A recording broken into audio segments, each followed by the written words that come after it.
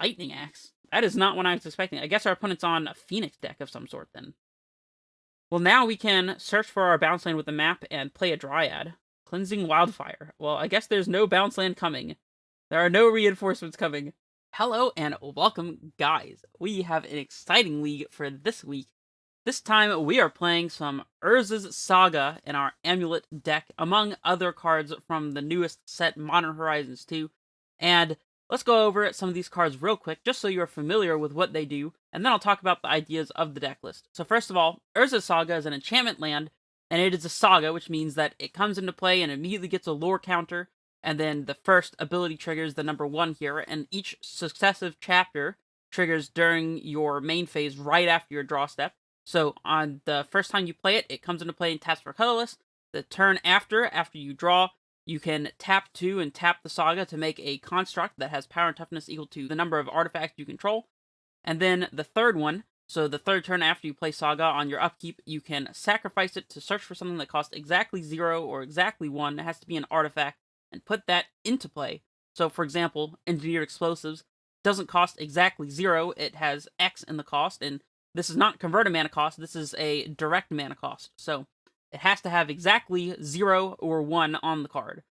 And this is the main inclusion. I will admit, this is not the first league that I've played with this deck. Initially, I started out with 3 Sagas, and I wasn't really sold on the power of the card. Well, now we're up to 4 Sagas, and the card's very good. I've already ordered 4 in paper. I've placed a pre-order on TCG Player, not sponsored by the way. Yeah, this card's the real deal. Basically, the idea of this is that you play this on turn 1, you can still use it to play a turn 1 Amulet, and on turn 3, once you have Saga and 1 other land in play, you sacrifice the Saga, put an Amulet of Vigor into play, and that'll enable you to potentially play a Titan on turn 3, especially if you had a Explorer or Grazer or let on a turn 1 Amulet. If you go turn 1 Amulet off of a Saga, turn 2 play a land, turn 3 get a second Amulet, 1 bounce land is already enough to play Titan, and of course we are playing the Boros Garrison and Slayer Stronghold Sunhome build, where we have our potential to double activate Slayer Stronghold to make our Titan a 10 power creature, and then double strike it on the attack trigger in order to do exactly 20 points of damage to our opponent. So if we can turn 3 double Amulet combo an opponent, we will be able to just outright kill them, assuming they haven't gained any life and don't really have any blockers. And barring that, the card is just very powerful. It's also a bit of a toolboxy card, which I initially wasn't really utilizing in my very first drafts of the deck. So here we are playing 1 copy of Expedition Map in addition to our amulets, especially in the control matchup, where sometimes redundant amulets don't do much. Map being able to find our one of Cavern of Souls is quite relevant. It's also good against Tron if you can't just outright put a Titan into play on turn 3. Instead, you float a mana with your Urza Saga, sacrifice it to the 3 ability, and get an Expedition map and put it into play, and use your 1 other land that's in play, plus the 1 floating to crack it, get a Ghost Quarter, play Ghost Quarter for turn, and blow up your opponent's Tron land. If that's good, I'm not entirely sure, but we'll see. We also have a couple of 1 mana artifacts on the sideboard. We got a Pithing Needle, which will allow us to deactivate Planeswalkers, among other things. And we have Grafdigger's Cage, which prevents creatures from entering from graveyards and libraries, or casting spells in graveyards and libraries. So this will be very good against things like Neoform combo. This will be good against Snapcaster Mage decks. This will be good against various, like, Eldritch Evolution, Collected Company kinds of decks, Court of Calling, so like Black-Green Yawgmoth. Grafdigger's Cage is just a nice 1 of bullet to have access to here.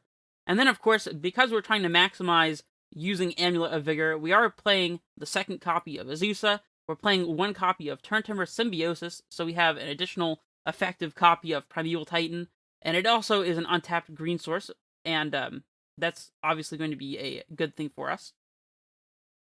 One other thing that I would mention is I would prefer to play a 2nd copy of Yavimaya. All my previous lists had 2, and I never had any problems really having to sacrifice it to the Legend rule, and in fact, Yavimaya happens to work extremely well with Saga and Garenbrig, not only making Garenbrig enter untapped, but also allowing Saga to tap for a green. Like turn 1, Urza Saga, turn 2, Yavimaya, Explore, turn 3, get an Amulet out and start doing things is pretty good.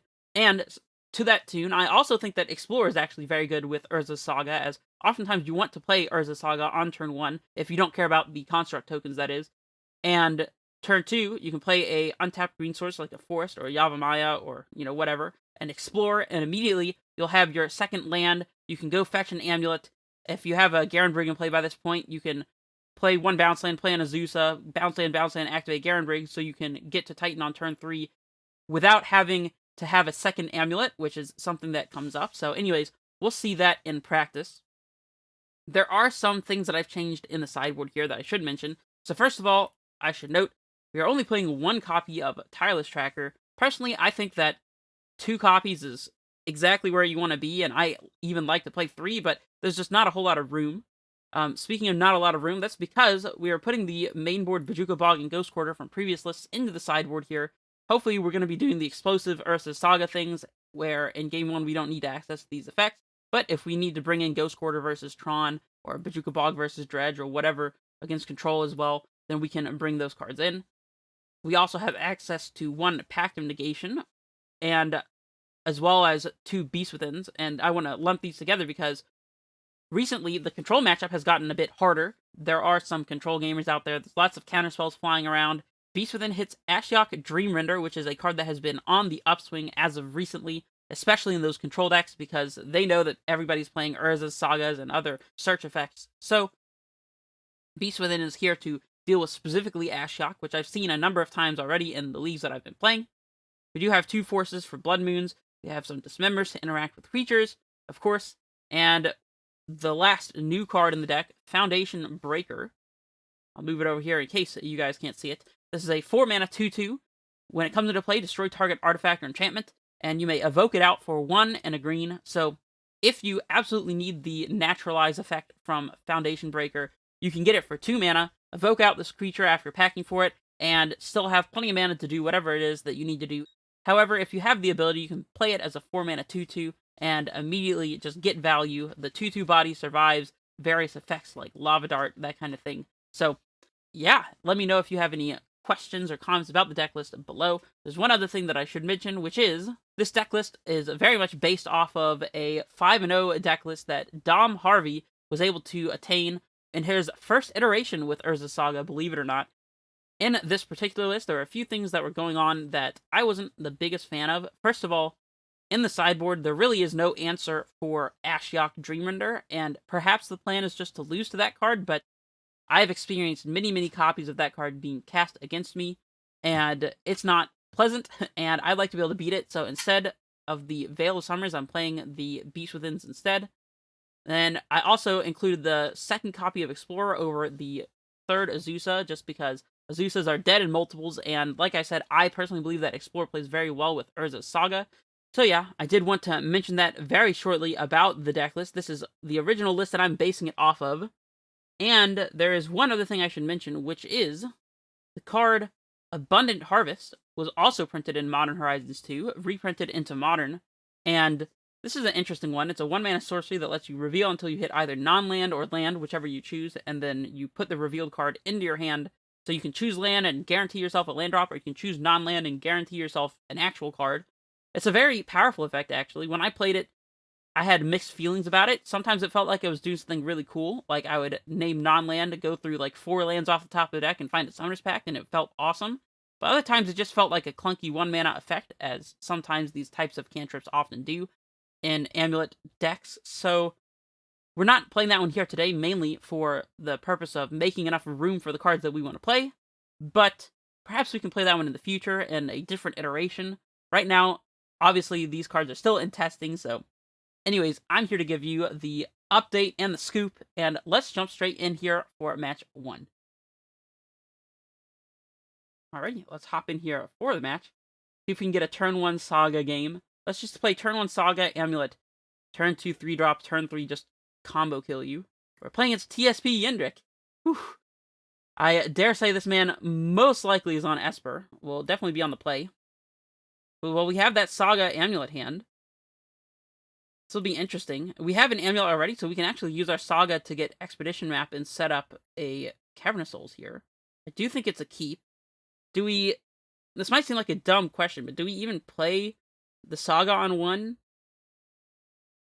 Because then the only way that we're getting the token out of it, or the 2 tokens out of it, is by playing Gruul Turf and picking itself back up. so we can activate Saga, which is going to put us down 2 different land drops because we have to sacrifice the Saga and we'll have no extra land in play. So we're definitely keeping this. I'm actually kind of inclined to play Castle Garenbrig and pass. I don't think our opponent's going to have any interaction for our amulet. Maybe if they had Force of Negation, then waiting on the amulet for 1 turn. Waiting on the amulet for 1 turn would be a bad play, but I think I am inclined to get the tokens out of the Saga in this matchup. So I'm going to lead on the castle, actually. Spirebluff Canal?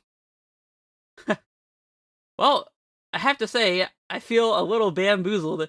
I bamboozled myself, if I'm being completely honest, because I strongly suspected that our opponent would be playing a control deck of some sort. Well, at least we get to play the Saga now, and we can grazer out a land, I do suppose. Which I think we should do. Getting land drops ahead is quite important when you're playing Urza Saga in particular, just because it does put you down a land drop. We'll always yield to an amulet for now, but to be honest, that's going to be very dangerous down the line once we get another amulet in play, most likely with this Saga, so. Thing in the Ice. Okay, so this is possibly more of a controlling deck. Well, we can make our tokens here. They're gonna get bounced to Thing in the Ice regardless. We can pact for Azusa and Titan and do all the things this turn by playing Garenbrig. No, wait, we won't have enough green. I guess we play the Garrison, float red, white, green, leave a red floating, pick up the Gruul Turf, play Azusa, play Garenbrig, Gruul Turf, and that would give us the mana. Let's see, so if we did all of that and left 5 mana in play, we could search for Vesuva copying the Garrison and Slayer Stronghold, and that would leave 5 mana. No, that would leave 7 mana in play, and then we attack. And we need to get... No, we would be 1 green source... No, we'd have a Garenbrig in play, so we would have exactly enough green sources to pay for double pack. But I think we should probably go for it. Let's see, we have 5, leave red and white floating, pack for Azusa, play it, play Garenbrig, and then Gruul Turf, activate the Garenbrig, pick up the Garenbrig. We have Saga, Gruul Turf, Garrison in play. I guess we're going to sacrifice the Saga in our next main phase. Well, we'll be able to pay for the pack trigger on our upkeep with it because we don't sacrifice the Saga until our main phase. So I think we're good to go here. Okay.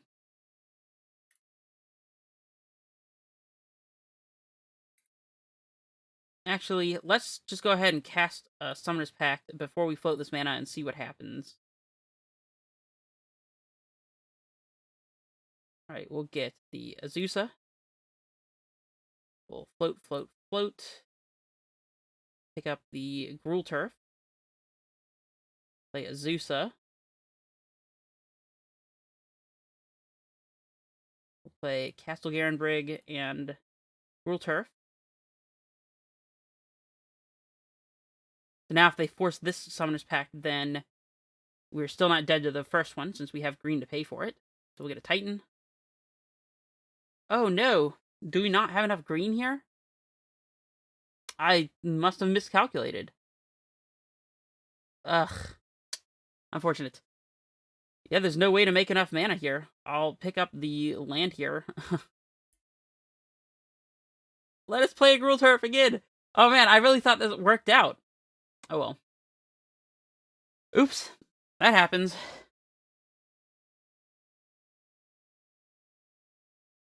Okay, well, we'll bring in the Pact of Negation. We'll bring in the Bog. We'll bring in our Tracker as an additional threat. Probably want Beast Withins, as they can deal with a Thing in the Ice, but they can also deal with Ashiok. I think we want Dismembers for Thing in the Ice as well. Don't know if I expect our opponent to be playing a Blood Moon type of effect. Don't expect Pithing Needle to be relevant. Grafdigger's Cage could, however. Mainly against Snapcaster Mage. Just getting value off of our Urza Saga could be quite good, though. I think one Grafdigger's Cage makes sense to me. We can trim on some Grazers. We can trim on a Summoner's Pact. We can trim on... Turntimber, maybe? Turntimber's like, okay. Just trim the rest of the Grazers, I think. Saga's very good here. We can trim on a Garen Brig for sure. We'll most likely be trying to activate a Cavern of Souls. I guess we may not actually want Graph Digger's Cage, since we can just map for Cavern instead, and that seems like it would be stronger than getting a Graph Digger's Cage in play. Maybe we should have both, though, to be honest. I'll try both. We might play a longer game here, assuming our opponent's not playing Blood Moon or Through the Breach, which I think is a fairly safe assumption. You can trim one more Summoner's Pact. And I'm not sure. I think Azusa is good here. We could trim an Amulet. That seems kind of ridiculous, though. Radiant Fountain, perhaps. I'm not in love with that. We could trim one Bounce Land. That might be alright. We still gotta cut one card here. I guess it's just the Cage. I think the Cage is a little too weak.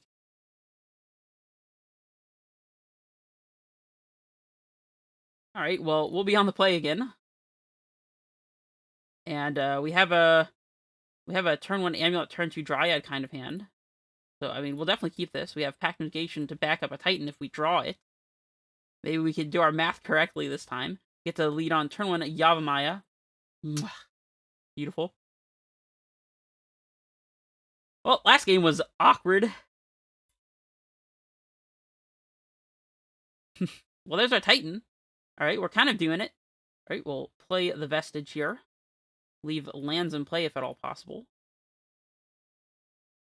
Float a green here and get this Dryad right into play. And I think we might as well go ahead and play the Bog. If our opponent gives us the chance to cast Titan this upcoming turn, we will most certainly do it with Pact of Negation back up. So, they would have to have a counterspell plus a Force of Negation to stop this from working out. I suppose a way potentially to kill our Dryad would work as well. We just have to be cognizant of paying for the blue mana. Assuming we're not just killing our opponent, which, to be honest, we might be able to do that with Valakut, in addition to the 8 damage from hasting our Titan, so we'll see what happens. I think this is pretty much... Okay, the Lightning Axe. That is not what I was expecting. I guess our opponent's on a Phoenix deck of some sort, then. Well, we don't have Titan this upcoming turn anymore, sadly. They pitched a Lightning Bolt to do this as well. I guess we just need to top deck and a Zeus off the top, then. Or a Grazer. I think we boarded out all the Grazers. There's our Dismember. Looks a little worse against Phoenixes, but that's alright. I guess we're playing the Sanctuary and picking up the Vestige. So we'll have Titan mana this upcoming turn.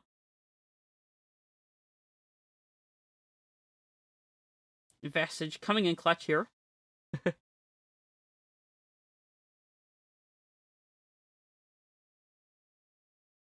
Well, we almost had the perfect curve, but our opponent had the perfect answer. Is it Charm to draw 2, discard 2? Yep. See if we see some Phoenixes go to the graveyard.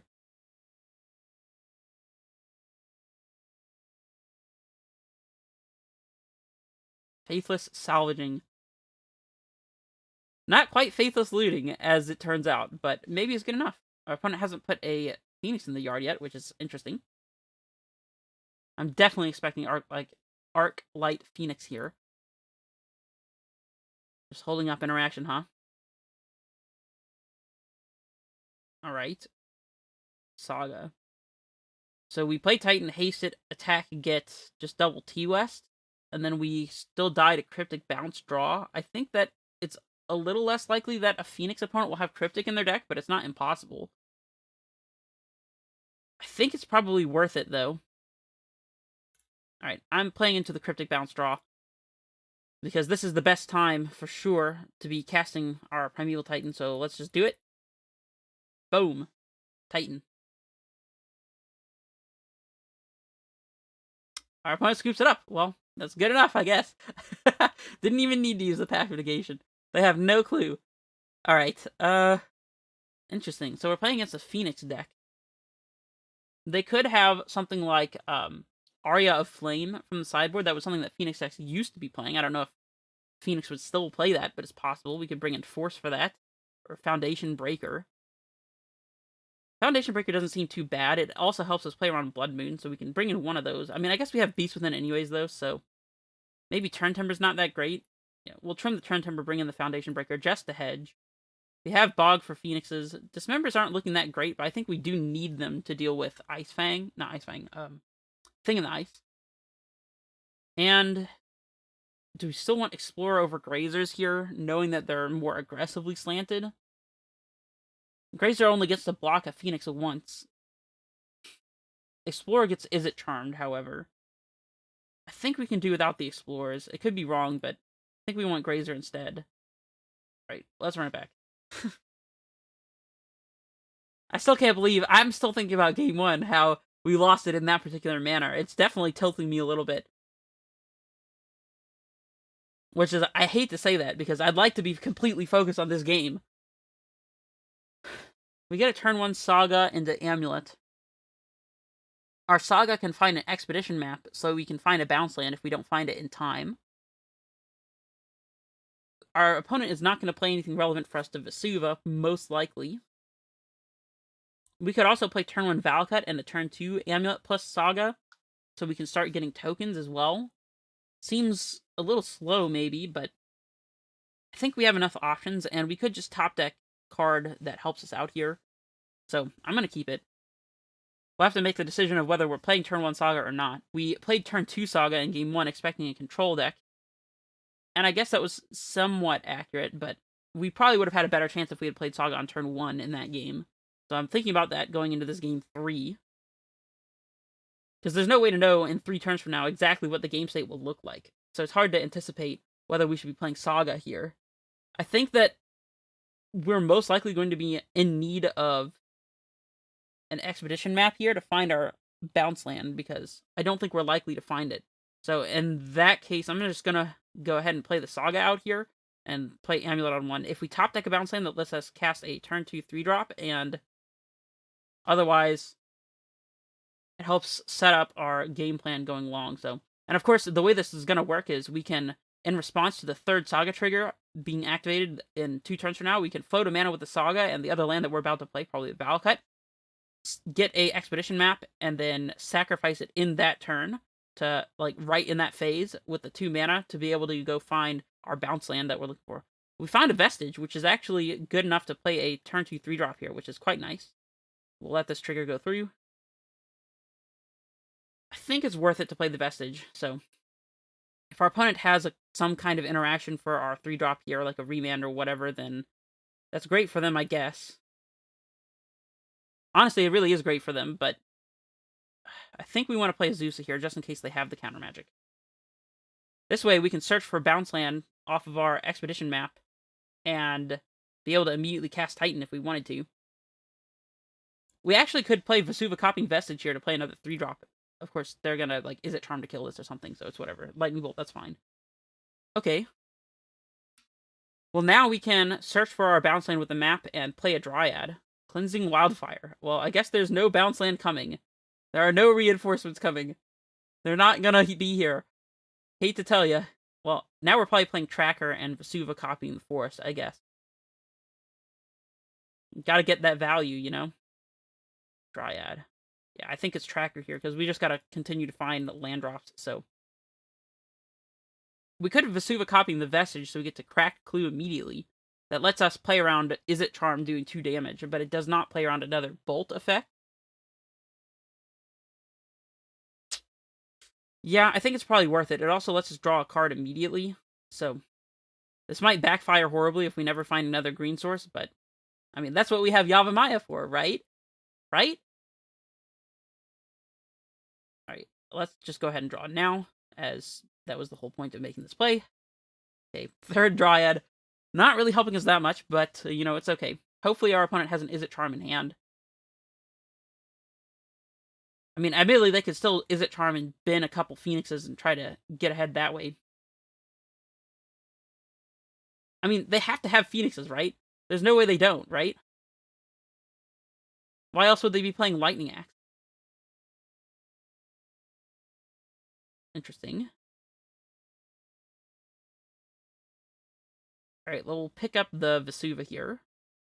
We have green sources galore. I think we're slamming a Dryad. No reason to pack for Titan and try to put it into play against our opponent's potential counter magic. Alright, let's do the thing again.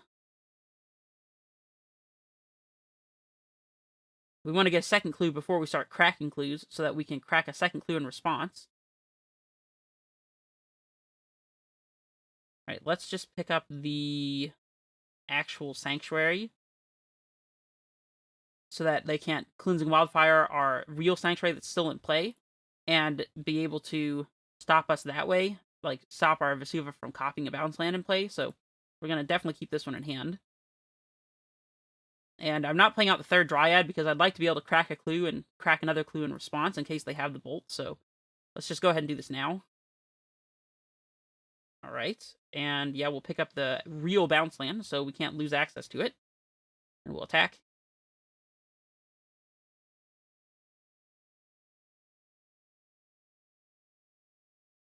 And I guess we'll just hold up the clue. I guess there's really no reason not to have cracked it, but salvaging, that's fine.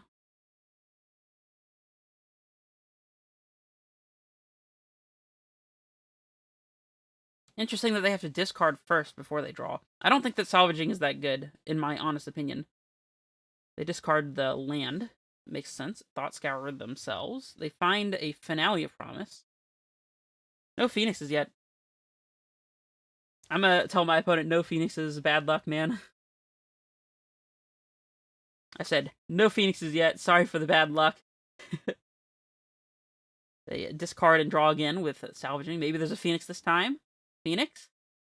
One time, for some reason I'm rooting for our opponent. I don't think that's how this is supposed to. They discard an Izzet Charm. Thing in the ice, okay. Well, that thing, ironically, that thing will die very soon if they don't just flip it immediately, so.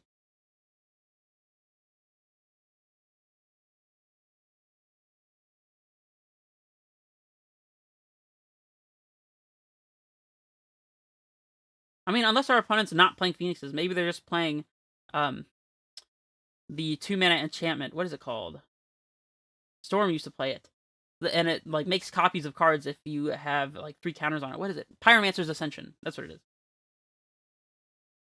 They could be playing Pyromancer's Ascension instead of Phoenixes or something like that. Another Manamorphose is, I mean, yeah, we're getting flipped here. We'll clue, I guess.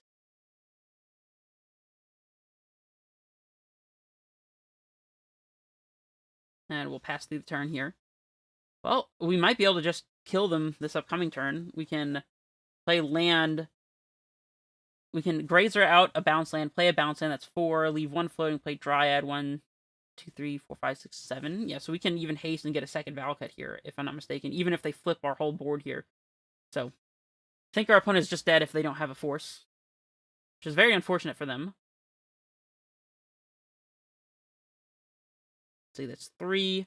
Play another bounce land, 6. Grazer out a thing, leave a white floating Titan, get Valakut Stronghold. Yeah, it's pretty over at this point. Oh, they don't attack. Well, we still have lethal with Valakut triggers, if I'm not mistaken. So, start with the.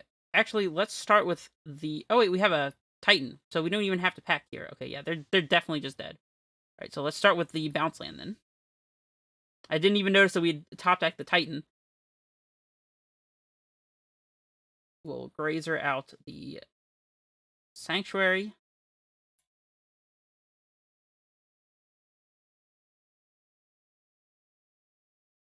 Play a Dryad. Play Sanctuary. We'll float, float, float, and float. And pick up.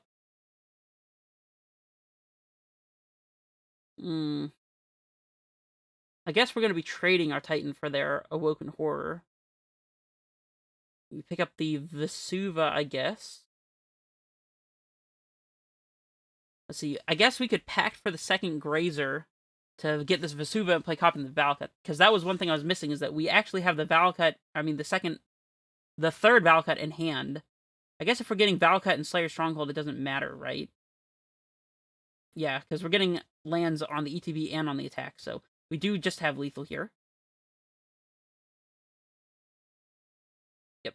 Our opponent concedes. They know what's up. Alrighty, well, we won that match despite how completely scuffed game 1 was. we had Titan mana, except we were missing a green. One of those red or white was supposed to be a green in my mind, and for some reason, I even thought that we had double green. So, anyways. The deck is a cool deck. Let me know what you think about it, and yeah, I'm excited to play the next couple matches. I will see you guys for match 2. This is Red Face Menace, signing off.